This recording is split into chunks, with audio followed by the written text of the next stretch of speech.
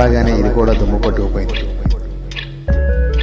నేను మర్చిపోయి 18 సంవత్సరాలు దీన్ని పక్కన పెడతాం వల్ల ఇది కూడా నాకులాగానే దుమ్ము పట్టుకుపోయి దుమ్ములో నిండిపోయింది. దీన్ని బ్యాటరీలు వేసి ఆన్ చేస్తే పనిచేస్తుందో లేదో నాకు తెలియదు, కానీ నేను పని చేయాలని కోరుకుంటున్నాను. ఎందుకంటే ఇప్పుడు నేను కీబోర్డ్ కొనాలన్నా అది 20,000 మ్యాక్సిమం పడుతుంది. చూద్దాం, బ్యాటరీ తీసుకొచ్చి ఆన్ చేసి చూస్తాను. పనిచేస్తే ఇది మనల్ని ముందు తీసుకెళ్తున్నట్టే.